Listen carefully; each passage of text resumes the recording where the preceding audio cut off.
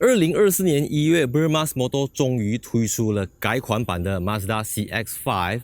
第二代 CX-5 是在2017年9月来到马来西亚市场，正式上路大概是2018年，所以已经有5年的时间。但你千万不要用 Honda 跟 Toyota 的逻辑来推断 Mazda， 因为虽然是5年，但是 Burmaz Motor 在这5年里面已经为 CX-5 进行了非常多次的升级，小升级，像是本来从没有 CarPlay 变成有 Apple CarPlay， 到现在的 Wireless Apple CarPlay， 也从之前的 GVC 升级到 GVC Plus， 本来也没有 2.5L Turbo， 现在有 2.5 Turbo， 所以在改款之前其实已经进行了非常多次的升级，以至于会给人家一种到底改了什么东西，因为它不是4年改一次，7年改一次，它是每1年、每2年甚至每半年有什么东西就加一点点给你这样子，所以它的现在的售价呢是从143千起到190千左右，所以这个价位就是介于 CX-30 跟 CX-8 之间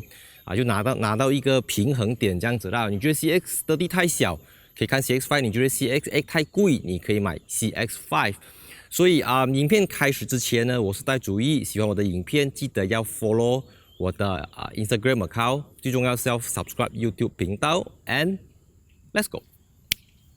简单来说，改款版 Mazda CX-5 只是换了一个车头灯，但正确的来讲，其实整个前脸几乎是焕然一新，改头换面。首先，这个 LED 车头灯呢，里面有白色的这个灯条，让它看起来更加的炯炯有神。在 front bumper 的地方呢，它更加的立体，这个 plastic 没有这么 flat。然后最重要的是它的 front grille 前格栅这边呢，里面用了非常多的这种 high gloss spec 高光泽黑的材质，看起来更加的 premium。然后这个 chrome 的厚度也有不同，中间的 Mazda logo 呢，你看得出它是有 MRCC 自动跟车的自动巡航系统，是有 Stop and Go 功能的。除了最低配的 2.0L 的 mid spec 之外，全部都有 MRCC。大灯也有这个 Auto High Beam Control 跟这个跟着你的 steering 转动的车头灯设计，所以是一个相当成熟的大灯系统。从163千左右起，你就可以拿到这样子的一个设备，这样子。所以我个人是觉得 Mazda 走的是减法的艺术，就改款前会看起来更加的尖锐，更加的锋芒毕露，更加的 aggressive。那现在它更加的收敛，更加的成熟，更加的稳重。我记得2年前，当我去 showroom 要取 CX-8 的时候，我就遇到了一位先生，他正考虑要买 CX-5， 但是他非常不喜欢 CX-5 的车尾灯，他觉得太过细、太过幼、太过女性化，像女人会开的车，不像一个大男人会开的车。我记得那时候我告诉他，我给他的建议是，那你就买 So Red 咯。因为你买了红色的车子之后，这个红色的车尾灯就被红色的车体给放大，你就看不出它是一个小个的车尾灯这样子。Guess what？ 这句话应该是传到了 Mazda 的设计师耳朵里面。现在新款改款版的 CX-5 车尾灯更加的大、更加的粗、更加的立体、更加的厚，看起来真的是比较 man 一点点。除了更加立体的车尾灯之外呢，它的 rear bumper 看起来同样也更加的立体，它稍微都会有一点不同。然后下面同样是双出排气管。CX-5 的字样和那边 Sky Active D 的名牌呢，也用了 Mazda 家族最新的 typography， 所以我相信这个 CX-5 随着车头车尾的整个升级，它在市场上我相信再过一个5年，你也不会觉得它老旧，你也不会觉得它看起来很老水。改款版 CX-5 也换了新的轮圈，那 2.0L NA 就是用17寸的新轮圈，然后 2.5 NA、2.5 Turbo 跟这个 2.2D 色都是19寸的双色调轮圈，然后搭配的轮胎也一样是 Toyo Proxus R46， 那这个轮胎它就比较省油。然后相对比较安静一点点，但是在雨天的时候，我建议你还是升级到更好的多油轮胎，最好就是跟我的 CX-8 一样，用这个 Bridgestone Alenza 001的轮胎，你就可以让这个车子的整体性、湿地表现、操控表现等等都可以更上一层楼半。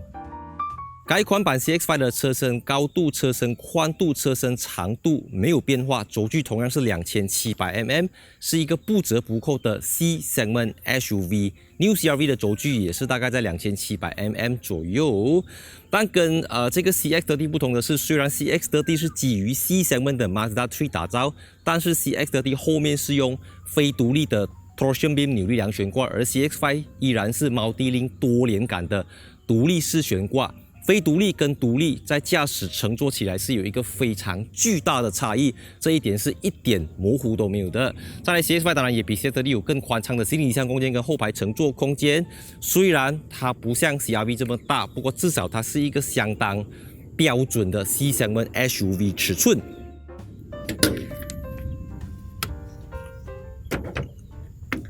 改款版 CX-5 同样提供 2.0L Skyactiv-G 自然进气汽油引擎、2.5L Skyactiv-G 和 2.5L Skyactiv Turbo 和 2.2L Diesel Turbo 引擎，所以这是很少数一个车型可以给你这么多种的选择，汽油、柴油、2.0、2.5，你可以根据自己的 budget、自己的需要去选择你想要的动力。那你问我的话，我觉得如果只可以选一个，我会选择 2.5L NA 的版本。我之后会详细的讲这个关于引擎上面的选择是够用的，绝对够用，塞车、走停等等也更加的 smooth， 因为它用的是 Skyactiv Drive 的6速自动变速箱，不是 CVT， 不是 CVT， 不是 CVT。改款版的 Mazda CX-5 呢？我们看到了车头灯不同，车头造型不同，车尾造型不同 ，rim 的造型也不同。但是你说内饰，我几乎可以用一模一样的成语来形容它，因为真的是想，你根本，如果我不启动引擎，你根本分辨不出这个跟改款前、升级前到底有什么样的分别。它几乎是5年如一日，但这表示说它不好吗？这表示说它被淘汰了吗？这表示说它已经跟不上时代了吗？我们来启动引擎，但是在我启动引擎，先给大家有一个心理准备，这个是 2.2L Diesel 柴油引擎的版本 ，Ready？ OK， 所以这台车子非常好介绍，因为马自达将很多东西都列为标配，像是不管你买到任何一款，都是有 Wireless Apple CarPlay、Via Android Auto、Wireless Charger 无线充电器、6个 Speakers 的音响系统、2.0L High 以上都有360 Camera、7寸 TFT 显示屏在仪表板中间，要 2.5L 以上才有。我自己过去使用马自达这套系统，我用 Android Auto 的经验都不是很愉快啦，它会 lag， 它会断掉，它会怎样？反正 Apple CarPlay 是最快的，我的 cable 一插进去就马上有了。我现在用 wireless 的，我打开车门 ，engine 还没有 start， 我的 Spotify 搞不好都已经开始在播放音乐了。所以坦白说，马自达的这个系统也间接让我去换 Apple 手机。所以我换 Apple 手机不是因为我很喜欢 Apple 的 ecosystem， 纯粹是因为 Apple CarPlay 在马自达身上是非常的快的。你用 Via 的，你用 wireless 的，它都非常的快。因为你上下车是每一天会做几次的事情的嘛，所以lag一次你就会 DL 一次 ，lag 一次就 DL 一次，所以你为了要省去这种换 Apple 啦，所以马自达也是 Apple 的推销员这样子。内饰的话，基本上就是多了这个 ventilation seat 通风椅，那在我的车身上是只有发热椅。Why can't we have both, right? But 你买 CX-9 啦 ，CX-9 都有给你。Mazda Connect 利用旋钮，当车子在走的时候，你是不能够去 touch screen 的。音量大小也有独立的按钮等等。我至今试驾这么多品牌来讲，Mazda 的 Mazda Connect 是最好用的一套娱乐作业系统。在它之上也只有 BMW 可以跟它来讲，你按一个 Navigation 的 button 直接进 Google Map， 直接进 Waze， 你按 Music 的 button 直接进去你的这个 Spotify， 然后音量大小是最多人喜欢的，因为它是嗲，你非常清楚的知道，即便方向盘上面可以调整音量大小，大部分的 Mazda 车主还是会用这个小个的旋钮来调整。你用过这个东西，你发现到你驾车不再需要把手伸过去过后，然后它放的位置又非常的高，所以整个人体工学完美，几乎可以用完美来形容。讲到完美呢，其实改款版过后的 CX-5 它的椅子用了 S 字形的人体工学座椅，可能你从它的表皮上看不出来，但是你驾久了过后，你会发现到它其实更加的耐坐，更加的适合长途驾驶等等，所以它已经没有太多地方好升级。但是你知道吗？万事留一线，日后好相见。你问我的话，它还有2件东西可以去拉长它。第一个就是 Bose Speaker。我们本来以为这次会有，结果没有。泰国、印尼都有，马来西亚没有。那车子的成本已经很高了，所以我相信过后还会有升级的。Based on Burma 什么都过去几年的操作。再来这个娱乐系统荧幕换成 Mazda 3 CX-30 那个也是能够去升级的东西，然后可能给你透日发热椅，可能没有人会要啦。天窗就已经做过实验，马来西亚是可有可无的东西，所以整体上来讲，它已经是到了一个怎么讲，到了一个不懂要讲假东西的地方了啦。要说 CX-5 最弱的地方，肯定是它的后排乘坐空间。椅背的这个斜度不够斜，蛮直一下的，然后腿部的支撑也会比起同级的 C segment 还要来得短这样子，所以你长途行驶来讲，当然它不至于到像 CX-30 这么窄，窗口面积很小，它还是一个 proper 的 C segment SUV， 但是它的这个空间已经被好多的像 Corolla Cross 这种给赶上了。不见得比它大，不过至少某些地方做到比它还要优秀。那这个就是 Mazda 工程师的思考方式了，他不会为了要让你有更宽敞的行李箱空间跟乘坐空间，而去影响到它的驾驶表现。它还是一个 driver's car， 一个 driver's SUV。所以如果你真的觉得它不够，你可以去买 CX-8、CX-9，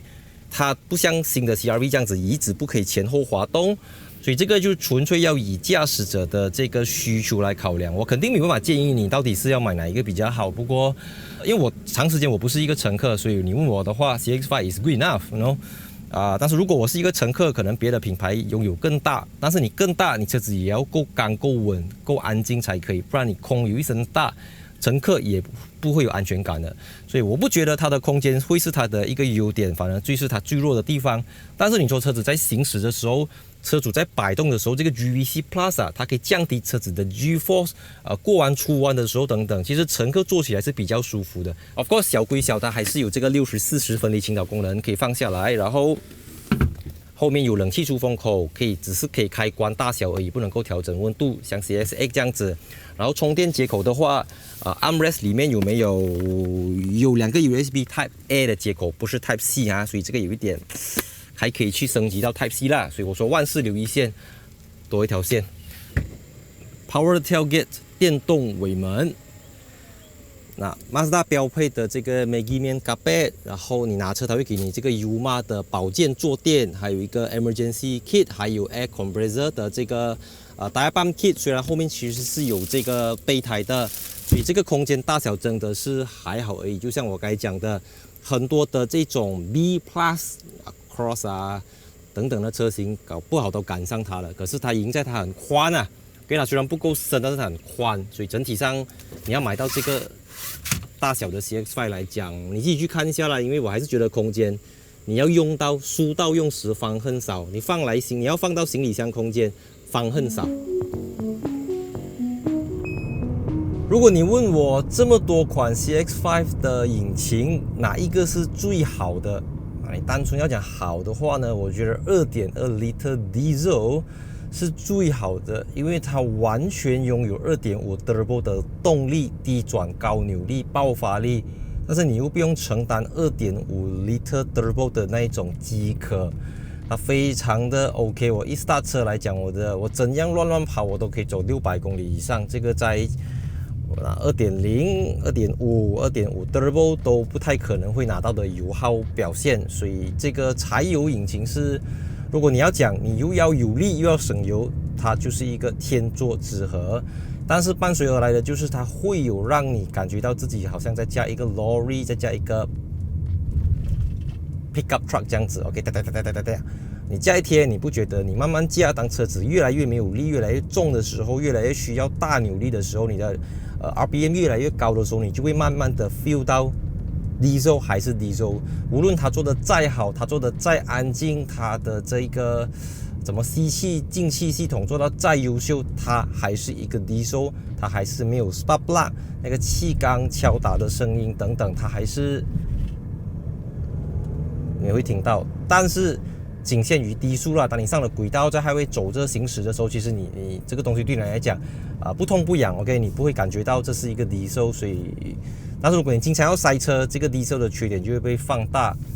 那我们就暂时别谈这个diesel的东西。我觉得这个 CX-5 在驾驶、操控、表现、行驶动态、车身动态管理方面，我觉得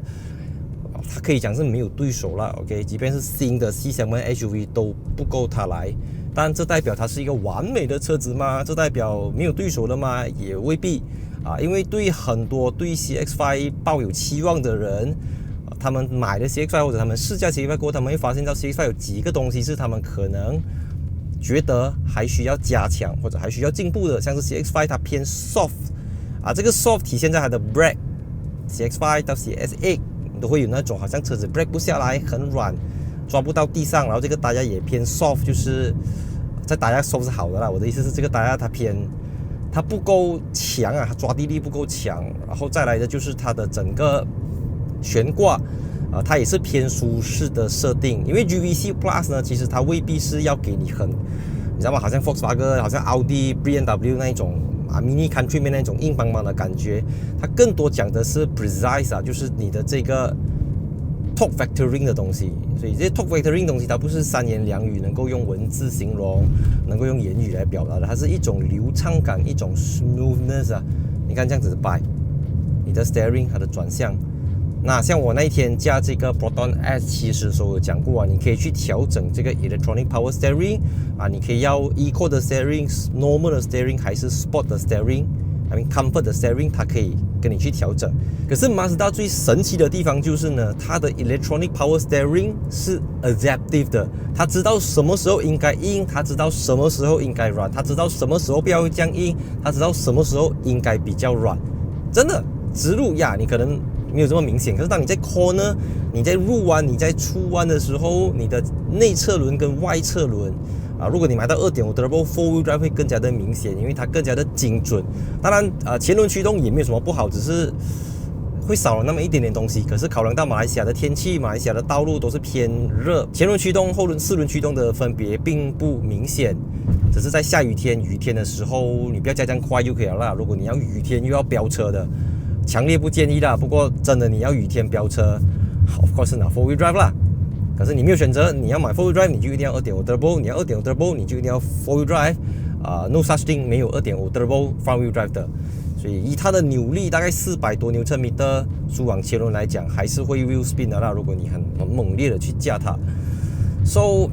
我觉得CX-5已经在马来西亚的市场超过5年的时间，消费者已经有足够的案例、足够的个案去决定要不要买它。我相信你过年嘛，你亲戚这么多，你爸爸那边的亲戚，你妈妈那边的亲戚，你自己的朋友，我相信要找到一个买了Mazda，要找到一个用过 CX-5 的人，应该不是一件难事了啦。所以它不像一些新来的品牌，我们对它无从考究你不知道它的 background， 你不知道它的 service， 你不知道它的 maintenance， 都是听人家讲而已。可是 CX-5 已经有足够的 database可能那些 Mazda 车主自己本身就是一个没有拿 commission 的推销员了买 Mazda 啦 ，OK， 你可以从他们口中知道更加清楚的这个指示，更加清楚的建议。那关于它好不好驾，我觉得它是好驾的，缺点就是 soft。然后娱乐作业系统这个我在前面也是讲了，没有得想，真的没有得想。开车的时候手是不需要离开这个 zone 的，方向盘或者在这边就好了，因为你一伸过去，你这个地方一拉直过后就会分心了，因为你的眼睛要看你的走在做么嘛。You know what I mean？ 最后一个我觉得值得购买 Mazda 的理由，不管什么车型，除了 BT50 之外，5年的这个 warranty， 还有5年10万公里的 free maintenance。那这个东西是 Burmaz Motor 一个长久的策略来的，所以你想一想，在5年前，每个人买 Mazda 最担心的是二手价，对不对？担心这个，担心那个，担心售后服务保养会不会太贵啦，巴拉巴拉等等。可是事实上 Burmaz Motor 已经用这5年、这7年以来证明了，他们给这个 warranty。你也知道这个价钱可能是算在车价里面了的，因为羊毛出在羊身上嘛。但是至少它强迫你在这5年里面一定要回去原厂，然后也可以确保车主买到的二手车有足够的这个 record 可以去考究，有足够的 record 可以去参考，这个也直接的去维护了它的二手价